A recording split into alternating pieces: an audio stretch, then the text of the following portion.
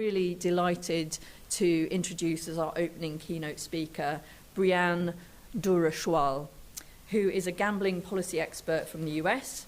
She works across states in the US with regulators and legislators to help prevent gambling harms. And Brianne's going to talk to us a bit about the culture of gambling in the US and its implications for gambling-related harm, which I'm really excited to hear about. So, Brianne.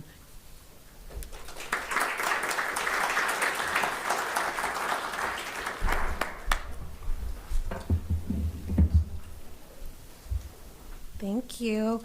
Good morning. I am just absolutely delighted to be here with you all, albeit a little bit jet-lagged. Thank you so much for having me. As Sharon said, my name is Brianne Doura-Schawohl.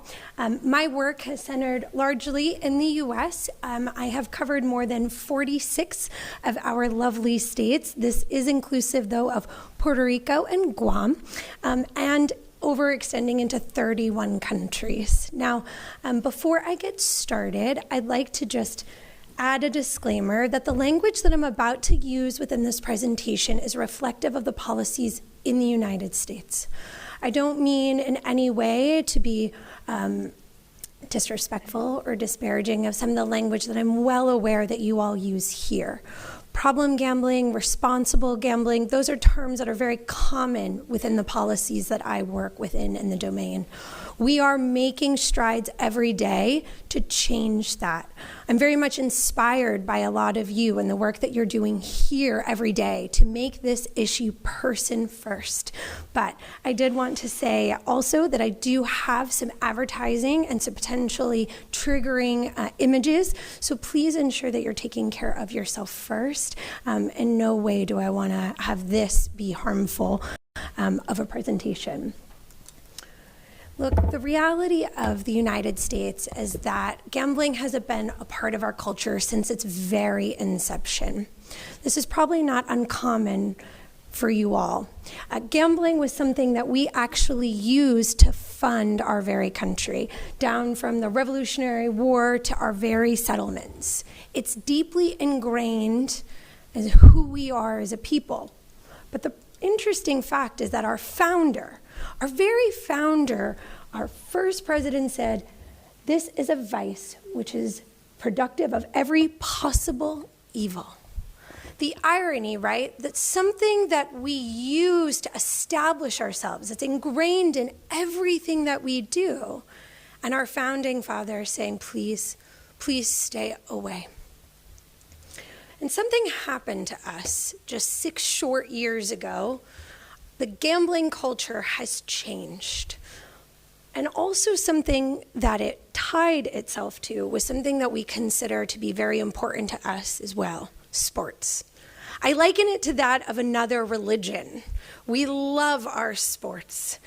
And it's also a really big business. So what happens when the highest court in the land allows our country, one that is deeply involved with gambling, is allowed to link our love of sports with that of gambling? The sports not only are an enormous part of our culture, but it's a big business. This one report from Reuters estimates that the market for professional sports, now something very unique to the American culture, right, is also our love of collegiate sports, and we'll talk about that in a moment. But it's roughly estimated to be about $69 billion. Now, this estimate was done previous to the legalization of sports betting just 6 years ago.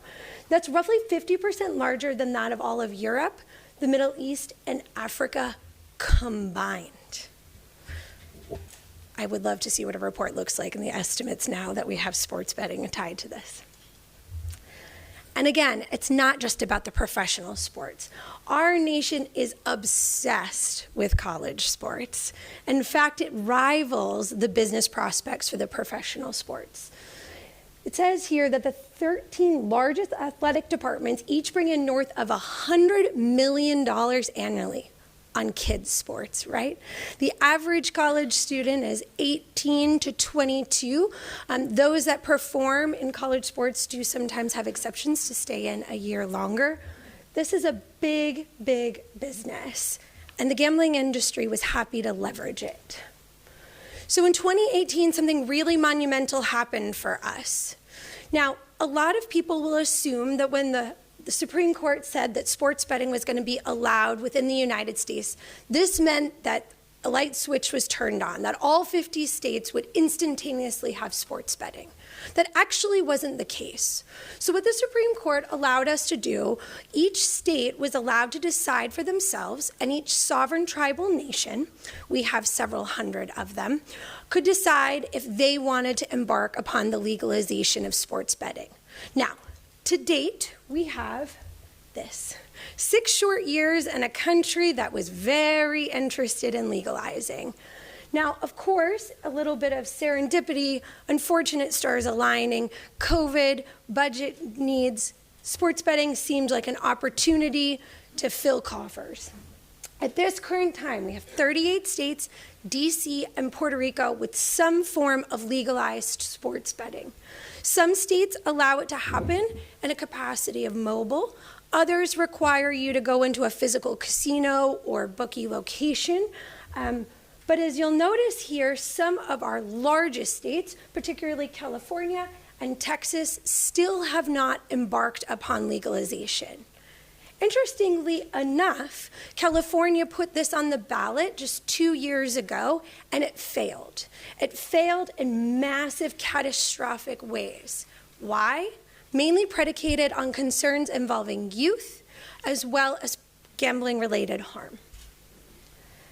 But here's the thing. It may have happened just 6 short years ago, slowly but surely, bringing us to where we are today. But look at the size of the market. You know, originally the American Gaming Association estimated that the market might bring in about 22 million Americans who might want to partake in this type of gaming. An estimate of about $150 billion of a market size. Now, something that we love in the U.S. is our beloved Super Bowl. It's one day that we work up to. Look at this. An estimate's in the 22 million range. One game alone, 67.8 million American adults bet on one game. The market size is insane. That's up $16 billion year over year. And again, it's not just our love of professional. March Madness, this is an event, for those of you that might not be familiar, where our college basketball athletic departments compete against one another. In fact, their projections far supersede that of any other sport that we offer individuals to gamble on. This year alone brought in $2.72 billion in bets. And the market's only growing. Now, something that I'm very keen to understand from international partners is funding of accounts. Well, I notice that the rest of you are migrating away from cashless opportunities. Research is very clear that there is a correlation between rates of harm and that of the utilization of credit cards, e-wallets, gift cards. My country is going in the opposite direction. In fact, they can't be more excited to offer more and more opportunities to allow for cashless to be a part of the gaming experience. There have been only 5 states that have explicitly prohibited the utilization of credit cards in our country to gamble on. Instead, every day I'm confronted with pieces of legislation that would like to expand the offerings. Just last week, I was giving some commentary to legislators where I have a credit card that's in market that will actually reward individuals who use it if they pay it off early, allowing them to double the size of their bets as they use it for more gambling experiences. So right now, you're looking at about 51% of the United States population having access to regulated sports betting markets. We only have 7 jurisdictions that allow for iCasino. See, here in the US, there's only been a few states that have decided to legalize sports betting and iGaming at the same time. Most of the markets will have to legalize these two things separately. And while the interests seem to be there, around sports betting, we don't seem to have the same political appetite for iGaming. Frankly, from an advocacy standpoint, in the gambling-related harm space, I guess this is a breath of fresh air because I'm very worried about the implications on gambling-related harm as we continue to expand gaming further. However, the one encouraging thing about this massive expansion that we've recently undertaken is that there's never been in our nation's history so many opportunities to be talking about gambling-related harm and the implications socially and economically on our nation. Right now, with 38 jurisdictions having some type of mobile betting, I don't believe that we are in a position for us to undertake any further expansion until we aggressively address gambling-related harm, because we have one very, very big problem. Skip ahead. There's absolutely no federal recognition for problem gambling by my government. Nothing. No funding, no recognition, no research, absolutely nothing. If there is any initiative to undertake this public health issue, it is required to happen at the state level. So to say that we have a fragmented, broken approach would be putting it lightly. There's an estimated 9 million American adults that are currently struggling from gambling-related harm. And the truth of the matter is, those are probably very conservative estimates because my government has never bothered to study this. The annual social costs that we incur as a result of neglecting this public health issue is about an estimated $14 billion. There was a study commissioned back in 1999, very current, right, that tried to tell us about 1 to 2% of American adults might be struggling from gambling-related harm. 1 to 2%. Sorry. But the truth of the matter is, when states have undertaken a research agenda and looked at what was happening within their jurisdiction, we found that those numbers were very wrong. In fact, in my home state now of Virginia, we believe there's about 2%, again, this being conservative. The state of Illinois found that about 3.8% of their population was struggling from gambling-related harm. Ohio found, look at this, 8.2%. And then there's New Jersey. Why would I single out New Jersey, right? That's not a state you probably all think of. But in America, there are 2 states that we consider to be our gaming meccas, Nevada and New Jersey. In fact, actually, this little tiny state that it only takes me about 2 hours to drive end from end is the 3rd largest gambling market in the world. On an average 30-day span, there's about $1 billion in handle that happens in that market. Now, while they are often heralded as the gold standard by policymakers in the United States, there's one thing that I can't help but reinforce about New Jersey. And I do like New Jersey, folks. But they have a prevalence rate of 6%. 6% of New Jersey adults are actively struggling from gambling-related harms. So what is being called into question? A flourishing market at the expense of who? 6% of the population. Now, I mentioned that our federal government does absolutely nothing to address this public health issue. I'm going to hopefully highlight how bad of a scenario it is. The total average dollars that are contributed across the United States boils down to about 54 cents per capita. I have 8 states that do absolutely nothing. 6 of those states do have some form of legalized gambling.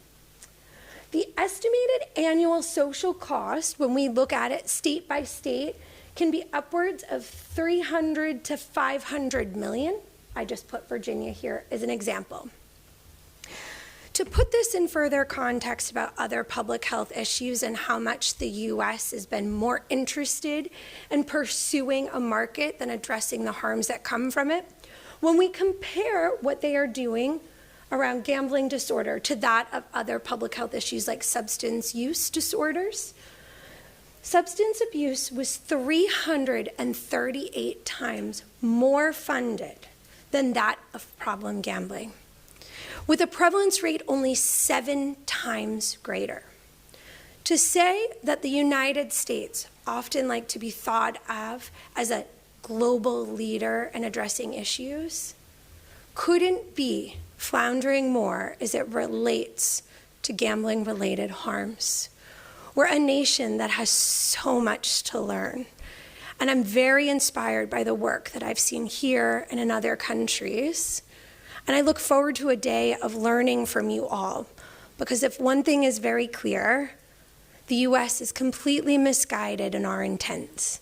They think that this is nothing more than an opportunity to create an economic plethora of opportunities to fill budget needs. And I'd like to say, at what expense? Thank you very much for your time, and I look forward to hearing from you all today.